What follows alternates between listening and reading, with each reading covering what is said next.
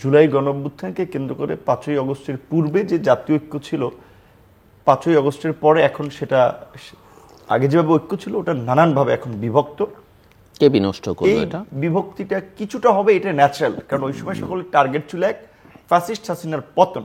তবে এতটা বিভক্তি এবং বিপরীত মেরুতে অবস্থান নেবে এটা প্রত্যাশিত ছিল না।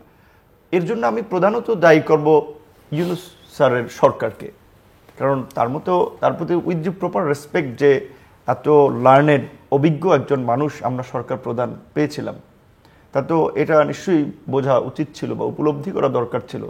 রাষ্ট্র একটা রাজনৈতিক প্রতিষ্ঠান, এই রাজনৈতিক প্রতিষ্ঠান রাজনীতিবিদদেরকে ছাড়া পরিচালনা সম্ভব নয়। সবচেয়ে লেটেস্ট উদাহরণ ছিল 1/11-এ চেয়েছিল আর্মি রাজনীতিবিদদেরকে এক্সক্লুড করে মাইনাস ফর্মুলা বাস্তবায়ন করতে। সেই সময় তার কাছে গিয়েছিল, তিনি সাড়া দেন নাই, কিন্তু সেই অভিজ্ঞতাটা তো তার সামনে জলজান্ত আছে।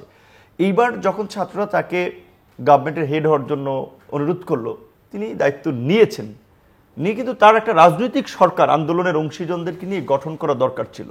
কিন্তু তিনি বরাবরের মতোই কিছু সুশীল সমাজের প্রতিনিধি, কিছু এনজিও ব্যাকগ্রাউন্ডের লোকজনকে নিয়ে সরকার গঠন করলেন এবং 5 মাসে সেই সরকার ঠিক গঠনের সময় যতটা সমর্থন পেয়েছিল একেবারে আমি মনে করি সেটা ফল করেছে। এখন যদি একটা জরিপ করা যায় 50% মানুষ এই সরকারকে ক্ষমতা থাকতে সমর্থন করবে কিনা আমি সন্দিহান। কিন্তু একই সাথে আমি একটু কথা বলে নেই, আমি কিন্তু শুরুর দিকে ব্লাইন্ডলি এই সরকারকে সাপোর্ট করেছিলাম, ব্ল্যাঙ্ক চেক দেওয়ার মতো, যে যতদিন সংস্কারের জন্য প্রয়োজন এই সরকার ততদিন থাকবে, আমরা সমর্থন দিব। কিন্তু সরকার গত 5 মাসের কর্মকাণ্ডে আমরা এখন দেখতেছি, প্রথমত তিনি রাজনৈতিক ঐক্যটা ধরে রাখতে পারেন নাই। বিশেষ করে যেই ছাত্ররা নেতৃত্ব ছিল কিংবা জাতীয় ঐক্যের কেন্দ্রবিন্দুতে ছিল, সেই ছাত্ররাও নানান ইস্যুতে রাজনৈতিক দলগুলোতে ফাটল তৈরি করেছে এবং ছাত্রদের ক্রেডিবিলিটি কিন্তু তারা হারাচ্ছে আস্তে আস্তে। যেমন ধরেন, তারা রাষ্ট্রপতিকে অপসারণ করার মুভ করতে চেয়েছে, পারে নাই। তাদের যদি আগের মতো সংগঠিত শক্তি থাকতো ঠিকই কিন্তু তারা রাষ্ট্রপতিকে সরিয়ে দিত। তারা সংবিধান বাতিল করতে চেয়েছে, 72-এর সংবিধান থাকবে কি থাকবে না সেটা রাজনৈতিক সিদ্ধান্ত হবে, আমি একা বললে তো আর সেটা হবে না। কিন্তু ছাত্ররা চেয়েছিল, পারে নাই। 3 নম্বরে জুলাই ঘোষণাপত্র তারা দিতে চেয়েছিল, পারে নাই। বারবার পেছনে ফিরে আসাটাই কিন্তু তাদের যে শক্তি বা সমর্থনটা আগের মতো নেই, এটা কিন্তু একটা প্রমাণ।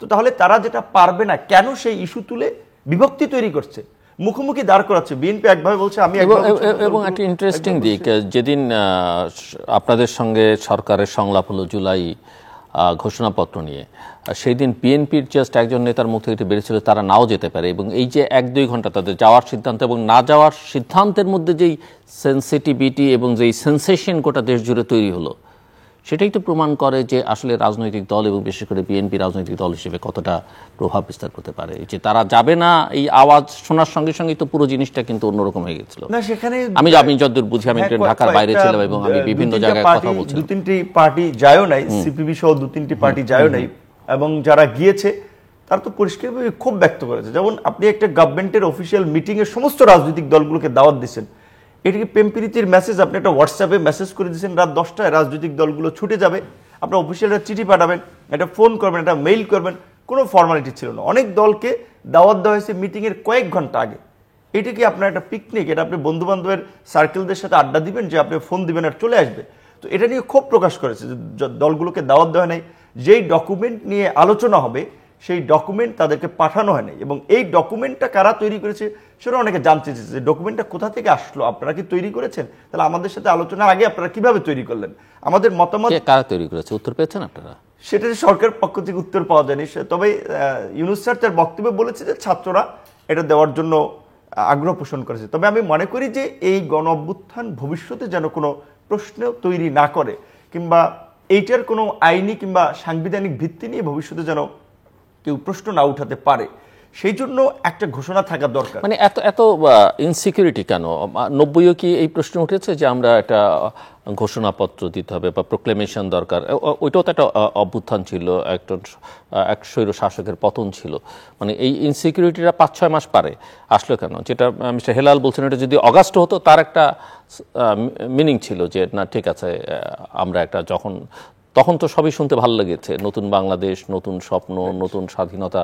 এখন কিন্তু আর এগুলো শুনতে সবাই ভয় পায়, আমি মনে করি যে অনেক দুঃস্বপ্নে পরিণত করে ফেলছে, অনেকের জন্য আতঙ্ক তৈরি করে ফেলেছে 5 মাসে। কাজে এখন তাদের কিছু মনে হবে এটা ন্যাচারাল। তবে হ্যাঁ, এটা অগস্টে দিলে ভালো হতো, কিংবা অগস্টের পরে সেপ্টেম্বর অক্টোবর পরবর্তী 2-1 মাসে দিলেও ভালো হতো, কিন্তু এখন দেওয়ার তাদের হয়তো মাথায় ছিল না, আমি যেটা বা অন্য কিছু, সেটা আমি জানি না। তবে আমি তার সাথে একমত যে এখন দিলে অনেক কিছু সংযোজন হবে, বিয়োজন হবে, কেউ মনের মাধুরী মিশিয়ে তার কৃতিত্ব জাহির করার চেষ্টা করবে। সেই ক্ষেত্রে গত মিটিংয়ে কিন্তু এটা আলোচনা হয়েছে, একেবারেই প্রেসাইসলি একটা ঘোষণাপত্র 2-4 লাইনের একটা ডকুমেন্টেশন, এটা 2-4 পৃষ্ঠার প্যারা হয় না, যেটা দেখেছে। এবং এখানে ইতিহাস কিংবা এত কিছু টানার দরকার নাই। এই গণ অভ্যুত্থানটা কোন প্রেক্ষাপটে হয়েছে, গণ অভ্যুত্থানের লক্ষ্য উদ্দেশ্য কি, এইটুকু আমি মনে করি 2-4 লাইনের একটা ছোট্ট ঘোষণাপত্র হতে পারে। এখন এখানে কিন্তু সব দল বলেছে, কেউ বলেছে শাপলা চত্বরে যে হত্যাকাণ্ড হয়েছে সেটাই ঘোষণাপত্রে আসতে হবে, আমরা বলেছি 2018 সালে এই আন্দোলনের আমরা পাইওনিয়ার, সুতরাং আমাদের সেই আন্দোলনের কন্ট্রিবিউশন তুলে ধরতে হবে। গত 1.5 দশকে যারা লড়াই সংগ্রাম, না, কিন্তু আমি বলছি যে এগুলো ঢুকিয়ে এই ঘোষণাপত্র দিলে তাতে কি লাভ হবে, কার লাভ হবে, কি ক্ষতি বৃদ্ধি হবে, রাজনৈতিকভাবে দেশের কি কল্যাণ হবে? আমি শুধু জাস্ট এক লাইন আপনার কাছ থেকে এটা শুনতে চাই, তারপর আমি মিস্টার হেলার কাছে। এটা তো ছাত্রদের কাছ থেকে প্রধানত আসছে। ছাত্রদের হয়তো প্রত্যাশা তাদের একটা ঐতিহাসিক ডকুমেন্ট বা ইতিহাসের তারা যে স্টেক হোল্ডার, সেটা স্বীকৃতি তারা আদায় করে নেবে, বা ধরেন তারা চায়, এটা তাদের জায়গা থেকে একটা প্রত্যাশা হতে পারে। আমার জায়গা থেকে সিম্পল আন্ডারস্ট্যান্ডিং থেকে আমি মনে করি বাংলাদেশের 75-এ যারা ধরেন ওই সময়ের যারা হিরো ছিল, পরবর্তীতে আমরা দেখছি তারা কিভাবে নির্মম পরিণত হয়েছে। অনেকে ইতিহাসের হিরো ভিলেনে পরিণত হয়েছেন প্রেক্ষাপটের। গণজাগরণ মঞ্চের কথা আপনি স্মরণ করেন, গণজাগরণ মঞ্চের কথা তো 90-এর পরিবর্তন। আর এটা যেটা আপনার ইন্ট্রোডাকশনে আপনি বলেছেন, এটা অবশ্যই স্বীকার করতে হবে যে ধানমন্ডি, বনানী কিংবা গুলশানের এই উঁচু তলার মানুষেরা বাংলাদেশের কোনো গণ অভ্যুত্থানে এইভাবে রাস্তায় নামে নেই। কেন নেমেছিল? একটা তাদের এই কর্তৃত্ববাদী শাসন দেখে তাদেরও এর প্রতি একটা অনীহা, দ্বিতীয়ত হচ্ছে এই তাদের স্বজনদের উপরে এইভাবে রাষ্ট্রীয় বাহিনী লেলিয়ে দিয়ে একটা সরকার এইভাবে বর্বরতা চালাতে বলে, এগুলো মানুষকে টাচ করেছিল। সুতরাং আগের গণ আন্দোলন, বিশেষ করে যদি আপনি 69-এর সাথেও বলেন, ইভেন আমি মনে করি মুক্তিযুদ্ধেও সেখানে বামপন্থীদের মধ্যে বিভাজন ছিল। এইভাবে হাসিনার পতনের প্রশ্নে যেভাবে ঐক্য তৈরি হয়েছিল, বাম ডান ধর্মভিত্তিক সংগঠন, সময়টাও গুরুত্বপূর্ণ। শাহজুল বেলাল হেলাল, আমি যে প্রশ্নটা মিস্টার নূরকে করছিলাম যে সংস্কার প্রস্তাব 4টে ইতিমধ্যে অত্যন্ত গুরুত্বপূর্ণ, যেটা পলিটিক্সের সঙ্গে অত্যন্ত সম্পর্কিত, সবই পলিটিক্সের সঙ্গে সম্পর্কিত, কিন্তু সংবিধান, নির্বাচন, এগুলো তো এমনকি পুলিশের কথা আমরা যদি বলি, এই বিষয়ে আমার বক্তব্য হলো, দেখেন যে সংস্কার প্রস্তাবগুলো দিয়েছে আমাদের দল বিএনপি, এটা আমাদের যে পলিসি মেকাররা আছে তারা এটা নিয়ে বসবে, আলোচনা করবে। আমি আমার ব্যক্তিগত কিছু মতামত এবং রাজনৈতিক কর্মী হিসাবে আমি কিছু মতামত দিতে পারি। তার আগে আমি নূরের একটা কথার সাথে আমি কিছু সংযোজন করতে চাই, যে যদি আপনার সেন্সাস করা হয় বা জরিপ করা হয়, সার্ভে করা হয়, তাহলে 50% লোক চাইবে না যে এই সরকার থাকুক। তাহলে তার পরিবর্তে কি হবে?